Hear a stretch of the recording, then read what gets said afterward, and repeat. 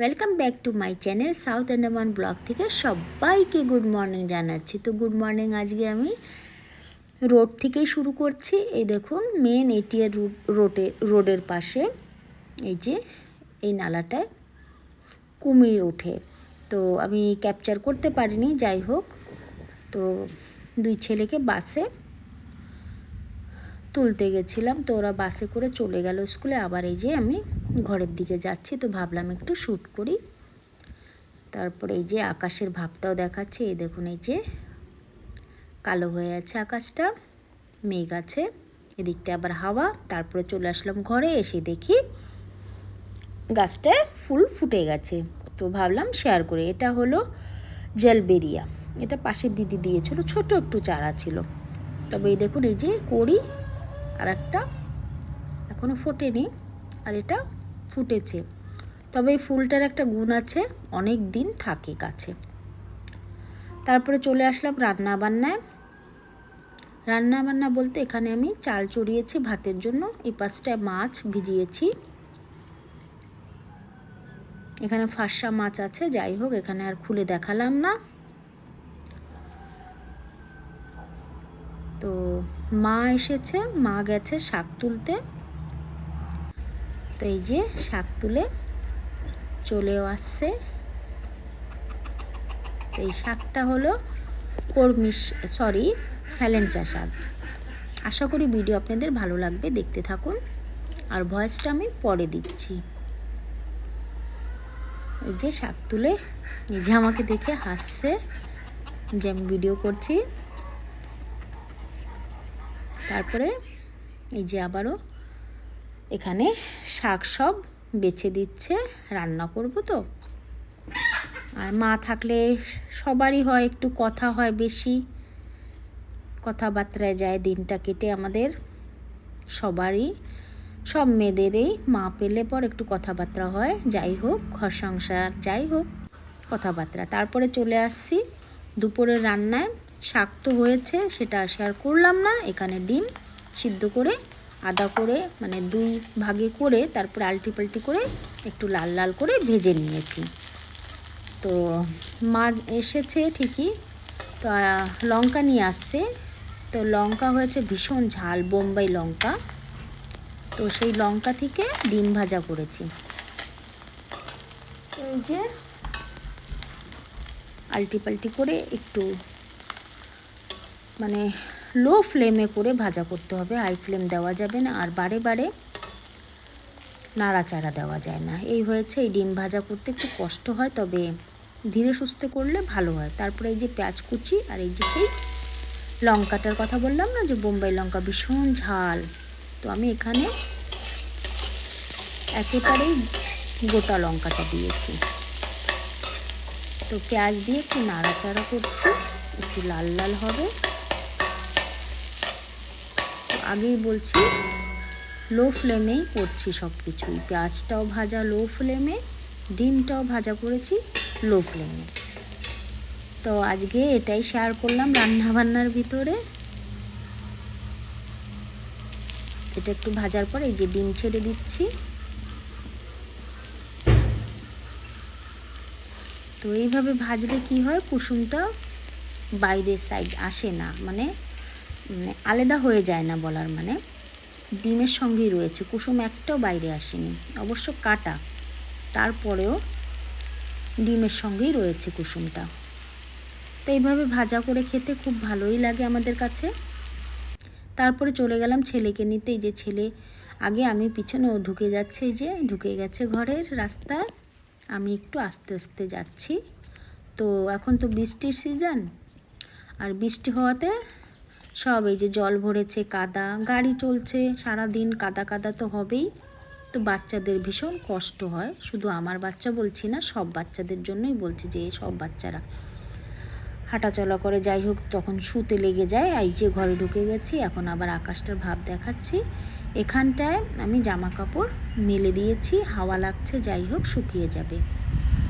আর আজকে তো পরে ভয়েস দিচ্ছি, বলছি যে জামা কাপড়টা পুরোপুরি শুকায়নি, যাই হোক। তো এই যে সন্ধ্যাবেলা মা ঘরের দিকে যাচ্ছে, এখানে একটু সন্ধ্যা হয়েছে, তবে ফোনে বোঝা যাচ্ছে না। তো মা চলে গেল ঘরের দিকে। তারপরে কি করব, এসে একটু চা বানিয়েছি, খেয়েছি, তারপরে যে জামা কাপড় প্রেস করছি।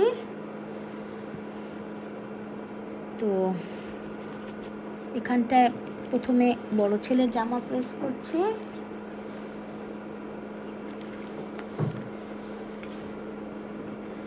তো 2 সেট আছে ড্রেস।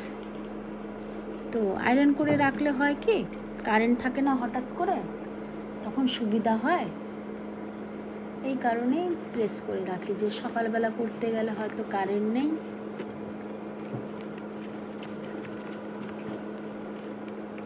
আর ভিডিও যাচ্ছে বড় হয়ে, যার কারণে এখানে একটু ফাস্ট করা হয়েছে ভিডিও।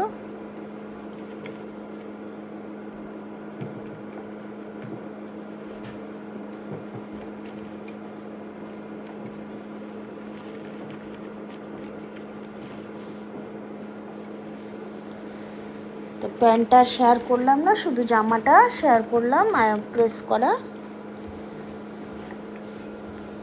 তো আগে তো বড় ছেলের করলাম, তারপরে ছোট ছেলের ড্রেস রয়েছে। তো সম্পূর্ণটা আমি শেয়ার করলাম না প্রেস করা।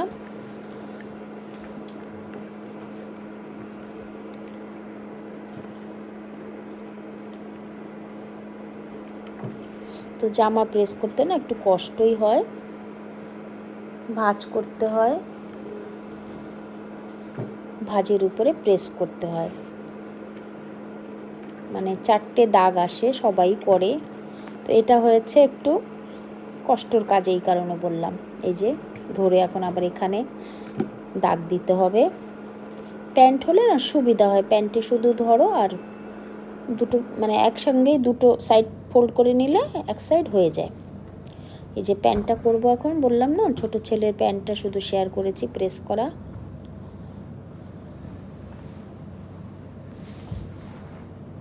আর জামাটা আগে করে নিয়েছি, ওইটা শেয়ার করলাম না আপনাদের সঙ্গে। আশা করি ভিডিও আপনাদের ভালো লেগেছে। যদি ভালো লাগে একটি লাইক করবেন,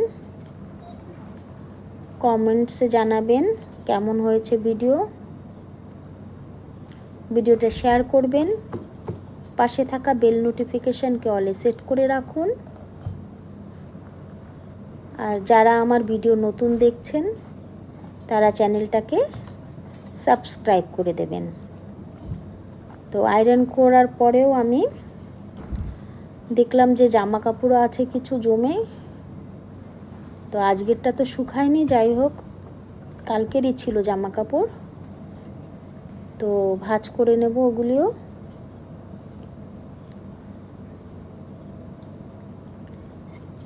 আর এখানটা আবার রুমালও প্রেস করছি, কটনের রুমাল তো ওটাকে একটু প্রেস করে দিচ্ছি, যার কারণে যে কটনের করে।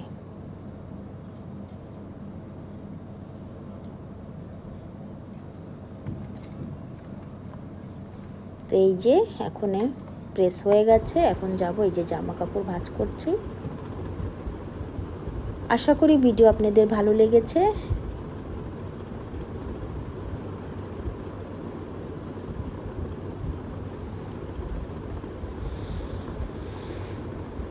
তো এই যে অনেকটাই জামা কাপড় ছিল, তো পুরোটা আমি তো শেয়ার করলাম না আপনাদের সঙ্গে।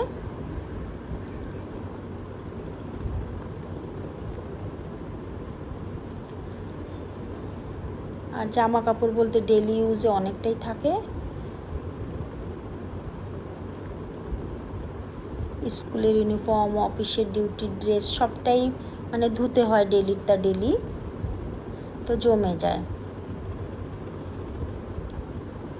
যায় যখন, তো ভালো লাগে না, তখন ধুতে কষ্ট হয়। তো একবারই ধুয়ে দিই, যার কারণে জমার থেকে ভালো আগে ধুয়ে নিই। তো ধুয়ে শুকিয়ে নিয়েছে। আর এখন তো বৃষ্টির সিজনে ভীষণ কষ্ট হয়, ওই হাওয়ায় বাইরে যে হাওয়াটা লাগে। Tata, bye bye.